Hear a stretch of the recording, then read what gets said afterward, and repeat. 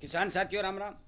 आशा और उम्मीद करता हूं कि आप सब ठीक ठाक हो। साथियों, आज फिर हम यूरिया खाद के बारे में चर्चा करने जा रहे हैं और ये चर्चा बेहद जरूरी है कि यूरिया खाद के बारे में जो अहम खबर निकल के आ रही है, जो विश्वसनीय सूत्रों से, मेरे मित्रों से या जानकार लोगों से जो खबर मेरे पास आई है, वो खबर मैं आप तक हूबहू पहुंचाने जा रहा हूं। साथियों, मेरा विनम्र निवेदन है कि आप मेरी बात को गौर से सुने।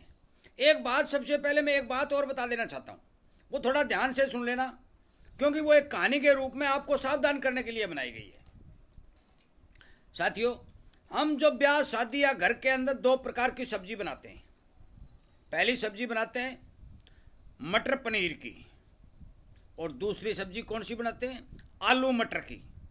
ये दोनों ही सब्जी आपको पता है साथियों, एक मटर पनीर और एक आलू मटर।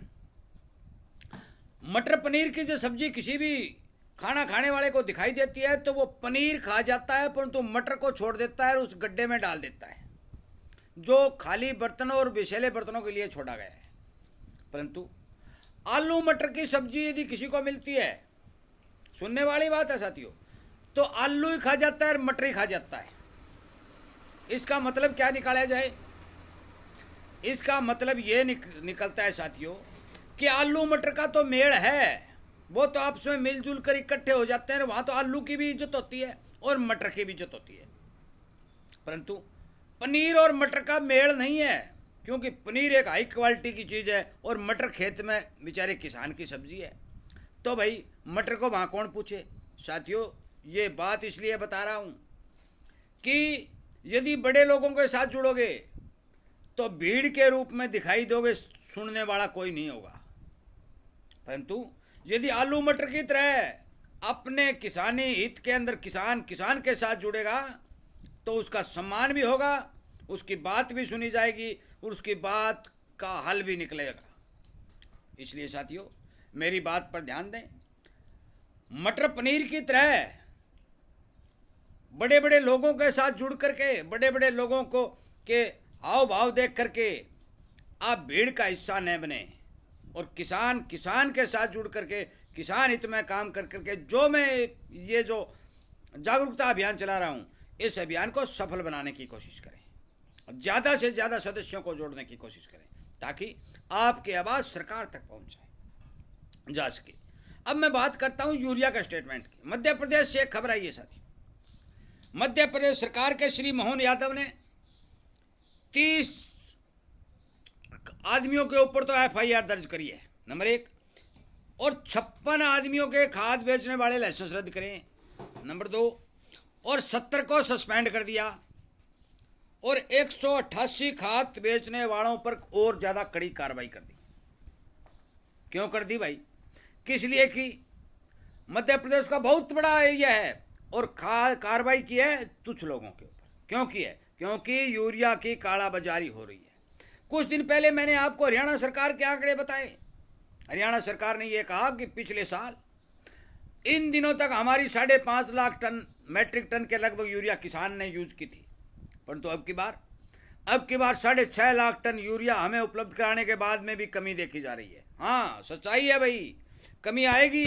क्यों आएगी? क्योंकि आप लोग जो काम करना चाहिए वो नहीं कर रहे हो। आप अब किसान की जांच करवा रहे हो। क्यों करवा रहे हो? आपको सब पता है कि यूरिया कहां जा रही है। एक सूत्रों के हवाले से जो खबर है वो सुनिए। आपको यही पता है कि सरकार ने नीम कोटेड यूरिया क्यों चालू की भाई? उस समय आपने वो खबर पढ़ी होगी कि यूरिया का इस्तेमाल धड़ल्ले से इंडस्ट्री में किया जा रहा है और किसान के नाम पर यूरिया खरीद कर इंडस्ट्री यूज कर रही है, क्योंकि किसान को सब्सिडी के तौर पर सस्ती यूरिया मिल रही है। सरकार सीधी कंपनी के लोगों को यूरिया की सब्सिडी प्रदान करती है और कंपनी के लोग कुछ यूरिया तो किसान को देते हैं और बाकी का सारा इंडस्ट्री को सप्लाई कर देते हैं, और ये सारा मिली भगत का धंधा है। अब आप सोचेंगे कौन सी फैक्ट्री में, कौन सी इंडस्ट्री में भाई यूरिया हो जाए? भाई सुन लो, मैं लिख के रखता हूँ। प्लास्टिक बनाने वाली जितनी भी इंडस्ट्री है उसमें यूरिया का प्रयोग धड़ल्ले से किया जाता है। दूसरा, कालाजार की जो इंडस्ट्री है उसके अंदर यूरिया का प्रयोग धड़ल्ले से किया जाता है। और पशुओं का आहार बनाने वाली जो ये जो छोटी छोटी इंडस्ट्री लगी हो, इनके अंदर भी यूरिया का किया जा रहा है। और प्रदूषण नियंत्रण प्रणाली को तैयार करने में भी यूरिया का प्रयोग किया जा रहा है। भाई 1000 जगह यूरिया का प्रयोग किया जा रहा है, फिर किसान को दोष क्यों? भी किसान ज़्यादा ले गया। भाई यदि ये इंडस्ट्रियां सीधी कंपनी से माल खरीदती हैं तो बिना सब्सिडी के इनको 1000-1100 का कट्टा पड़ेगा, परंतु इन्होंने आपकी सेटिंग के चलते किसान के हिस्से की सब्सिडी कंपनी के जरिए अपने आप खुद ब खुद मुनाफा कमाने के लिए यूज की जा रही है। अब सरकार कहती है रोक दो। भाई नीम ले ली, यूरिया लेने से तो ये नहीं रुकी, परंतु सरकार ने इसके बाद एक और पहल की कि हम सल्फर मिक्स यूरिया बाजार के अंदर बेचेंगे। वाह, बहुत बहुत धन्यवाद। परंतु इस काम को आपने इंजाम तो नहीं दिया। पहले आपने नीम कोटेड यूरिया दी, परंतु अब कोई नीम कोटेड का नाम निशान नहीं है। बिना नीम कोटेड आ रही है, कोई नीम कोटेड नहीं, खुला हर जगह प्रयोग की जा रही है। और जब आप सल्फर मिक्स करके देंगे तो भी एक बार सल्फर को मिक्स किया जाएगा, बाद में बिना सल्फर के आए। भाई कंपनी वालों के ऊपर जाके छापा मारो, जहां यूरिया बन रही है वहां जाओ, उनके सारे के सारे रिकॉर्ड खंगाल करो। किसान की इंक्वायरी करने से कुछ नहीं होने वाला। अब आप कहते हो हम इंक्वायरी करेंगे।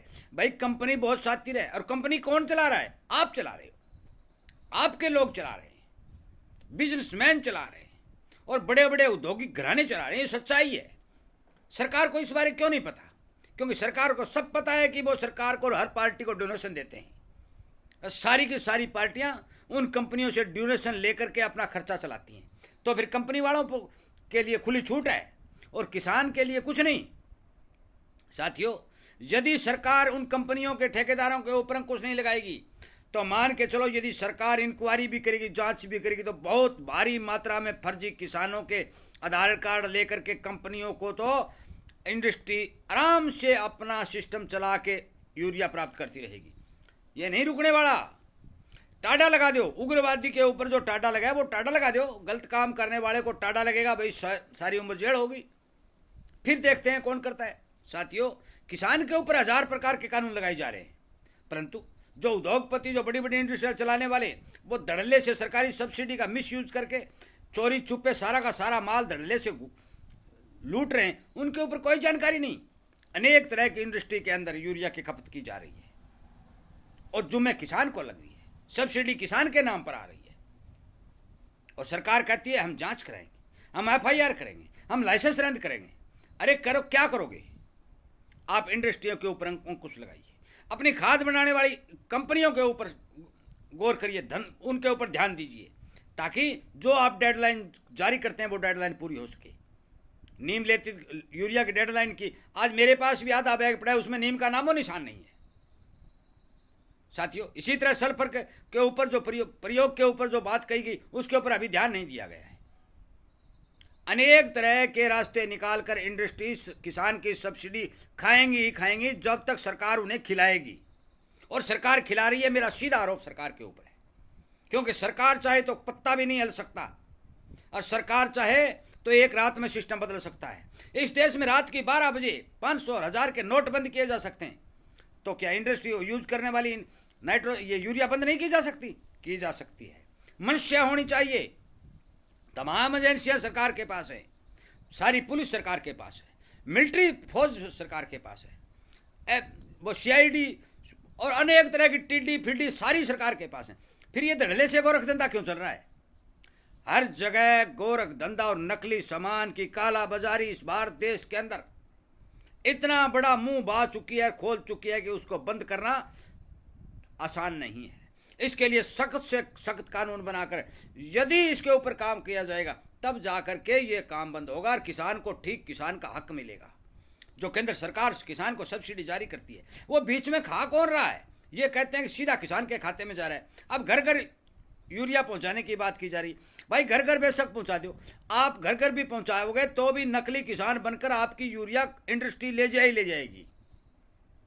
इसलिए यूरिया के अंदर ऐसा केमिकल मिलाइए, जैसे सल्फर का प्रयोग आपने बताया कि जमीन और फसल को तो फायदा करे, परंतु अन्य चीजों के अंदर यदि इस्तेमाल किया गया तो भारी भरकम नुकसान होगा।